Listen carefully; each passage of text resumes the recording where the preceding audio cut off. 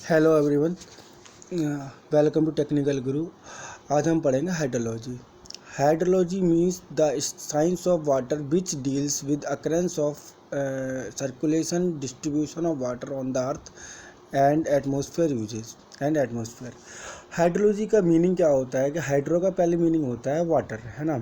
तो जो भी हम वाटर की स्टडी करते हैं, जो हमारे पानी जो भी अर्थ पर आया हुआ है ना, और जो डिस्ट्रीब्यूट हुआ है, सर्कुलेशन हुआ है, वो सारी की सारी हम हाइड्रोलॉजी में स्टडी करते हैं। इसका यूज़ हमारा कहाँ कहाँ होता है? वाटर सप्लाई में होता है, हाइड्रोस्टैटिक स्ट्रक्चर्स में होता है, एंड फ्लड्स वगैरह में हम इसका यूज़ करते हैं।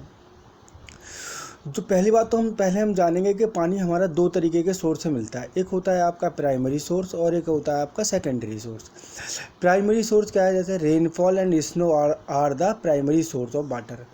जो पानी हमारा बरस रहा है, वर्षा का पानी है, या फिर आपका स्नोफॉल है, जो हमारा पहाड़ों से पानी मिलता है, वही आपका प्राइमरी सोर्स होता है। बकाया आपका सारा का सारा पानी आपका सेकेंडरी सोर्स होगा। सेकेंडरी सोर्स में जैसे कि आपका रिवर होगा, स्ट्रीम्स होगा, स्प्रिंग होगा, लेक, पॉन्ड, रिजर्वायर। ये सारे के सारे पानी ये मेरे क्या है? सेकेंडरी सोर्स है। रिवर तो आपको पता है, जो भी कई सारी ड्रेन से मिलकर के मेरा पानी किसी सरफेस पे जाकर के कलेक्ट हो जाता है, वो मेरा क्या कहलाता है? रिवर होता है। और यही जो रिवर पानी है, ये मेरा कहाँ कहाँ होता है? ये मेरा पानी कहाँ जाता है? लास्ट में जाकर के ओशन में चला जाता है। उसके बाद है आपका स्ट्रीम। स्ट्रीम क्या था? Flow of ground water under pressure through the soil into the bed depression of the zone. देखो, स्ट्रीम और स्प्रिंग झरना होता है, बट लेकिन स्प्रिंग क्या होता है? स्ट्रीम एक प्रकार का क्या होता है? जो भी मेरे धाराएं होती हैं, जो मेरी धाराएं क्या है, जो मेरी धाराएं बहती हैं किसी भी ग्राउंड सरफेस वाटर पे, वो मेरी क्या कहलाती हैं? स्ट्रीम कहलाती हैं। बट स्प्रिंग क्या कहलाता है? स्प्रिंग वो कहलाता है, these are the perennial stream water flow through them which whole year since the water table is higher than the depression. Spring क्या है? जो भी ये जो मेरी ग्राउंड के लेवल के ऊपर जो मेरा मिल रहा है, वो मेरा क्या कहलाएगा? स्प्रिंग कहलाएगा। ये झरने हैं, ठीक है। बट लेक तो आप सभी को पता ही है ना। लेक तो क्या है? Deposition of excess rain water into the very small into very big natural depression or called as lake, है ना। जो भी मेरा पानी इकट्ठा होता है, किसी गड्ढे में जाकर के इकट्ठा हो जाता है वो पानी, है ना, वो मेरा क्या कहलाता है? लेक कहलाता है। और रिजर्वायर मेरा दो तरीके के होते हैं। एक आर्टिफिशियल रिजर्वायर होते हैं, और कैसे होते हैं मेरे? जो नेचुरल रिजर्वायर होते हैं मेरे। तो आर्टिफिशियल रिजर्वायर तो क्या है आपका?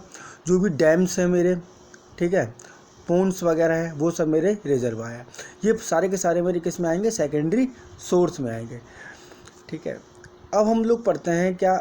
देखो, हम जो पानी होता है, हम ग्राउंड वाटर से जो पानी होता है, वो मेरा कौन जो अवेलेबल होता है, वो मेरा कहलाएगा ओपन वेल में या फिर ट्यूबवेल। ओपन वेल तो आप लोगों ने देखा ही होगा, एक प्रकार का संख होता है ना। वो मतलब ऊपर से ओपन होता है, नीचे जो है उसको ग्राउंड वाटर से पानी मिलता है, वो होता है मेरा ओपन वेल। और उसके बाद होता है आपका tubewell.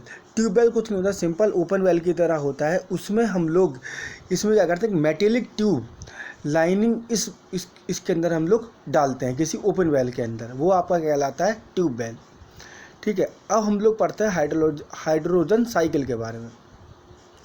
Entire moving water the universe, whether it is in the atmosphere और सरफेस, ये क्या है? आपके हाइड्रोजन साइकिल है।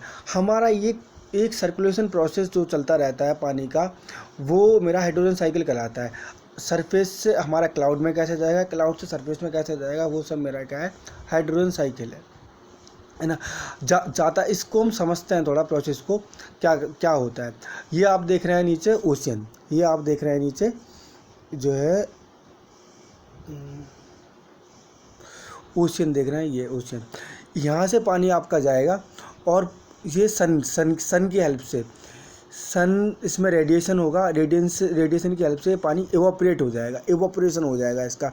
एवापोरेशन होने के बाद ये पानी फिर क्या हो जाएगा, कुछ पानी ये जो मेरे प्लांट है, प्लांट से जो है कुछ पानी मेरा प्लांट के माध्यम से भी ये जो है क्लाउड में जाता है मेरा।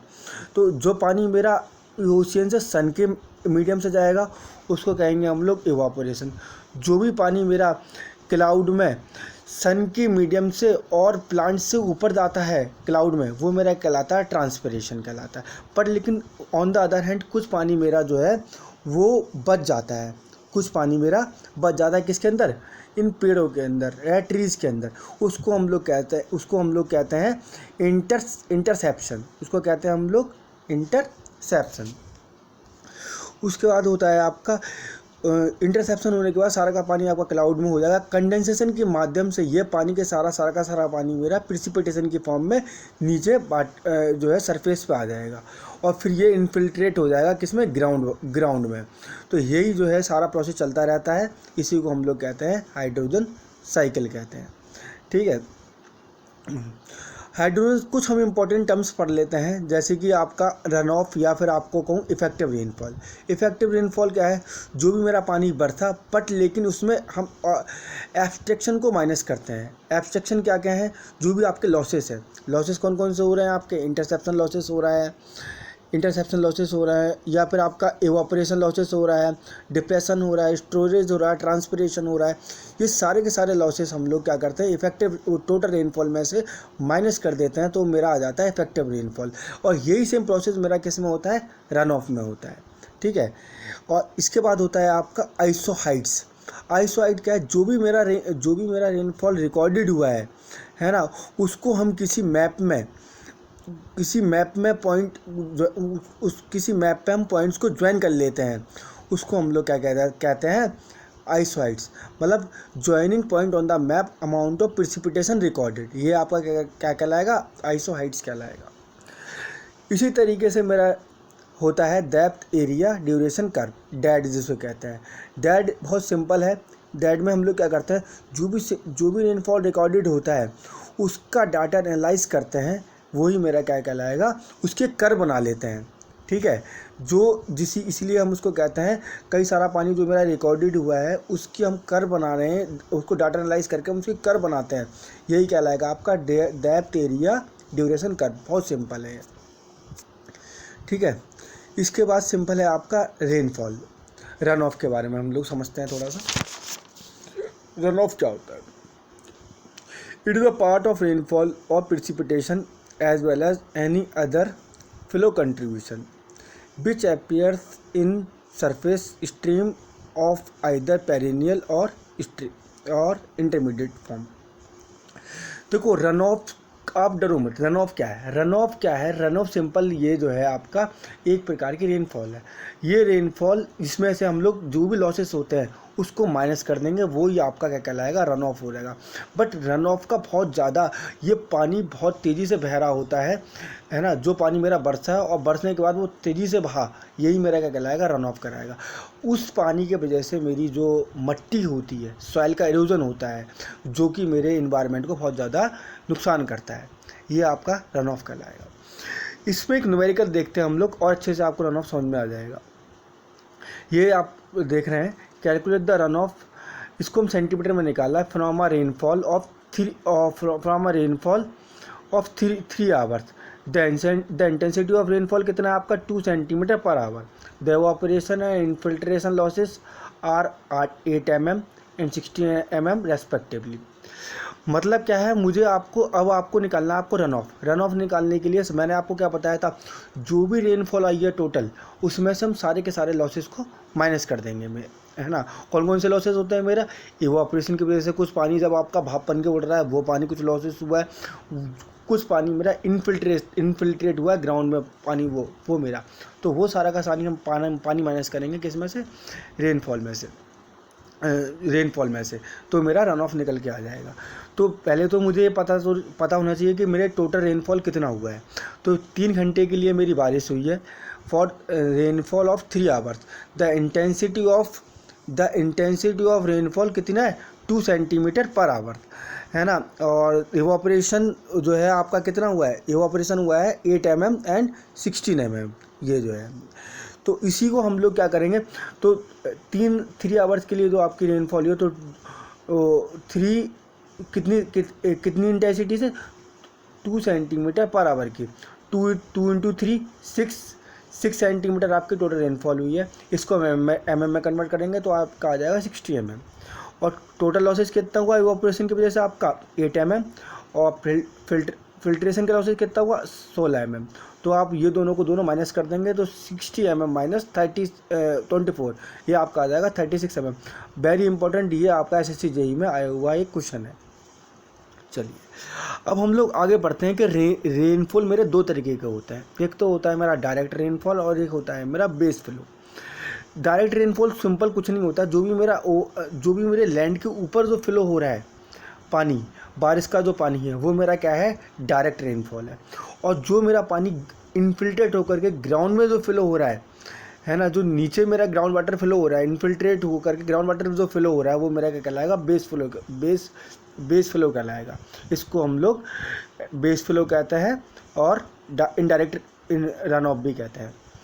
Which is separated for maintaining a sustained flow water through the year, ये आपका कहलाएगा रन ऑफ। रन ऑफ के इफेक्ट क्या पड़ते हैं आपका, अब आप देखिए अमाउंट ऑफ रेनफॉल, जैसे जैसे आपका पानी बरसेगा तो आपका रन ऑफ भी तेज़ होगा। मैंने क्या बताया, सिंपल रन ऑफ क्या है, जो भी मेरा रेनफॉल में से हम लोग लॉसेस को माइनस करते हैं। तो जैसे जैसे आपका रन ऑफ बढ़ेगा तो आपका रेनफॉल बढ़ेगा तो आपका रन ऑफ भी क्या होगा, बढ़ेगा, सिंपल। इसी तरीके से जैसे जैसे आपका परमिबिलिटी बढ़ेगी, परमिबिलिटी अगर बढ़ती है, परमिबिलिटी का मतलब क्या है, इनफिल्ट्रेट हो रहा है पानी मेरा किसके अंदर, ग्राउंड के अंदर, तो रन ऑफ मेरा क्या हो जाएगा, कम हो जाएगा। बट वेजिटेशन से भी मेरा क्या होता है, रन ऑफ कम होता है। और स्लोप बढ़ता है और रन ऑफ मेरा बढ़ता है, क्योंकि अब जब ढलान होगा तो पानी मेरा बहुत तेज़ी से, बारिश का पानी बहुत तेज़ी से बहेगा और जिसके कारण मेरा रन ऑफ क्या हो जाएगा, बढ़ जाएगा। ओके। और इसका बहुत ज़्यादा बैड इफेक्ट पड़ता है किसमें, इरोजन में। सॉइल का इरोजन बहुत तेज़ी से होता है। As result of progress it can blow things that are use in the way of transport then and drop them off somewhere. इसका आपका इरोजन पर बहुत ज़्यादा गंदा इफेक्ट पड़ता है।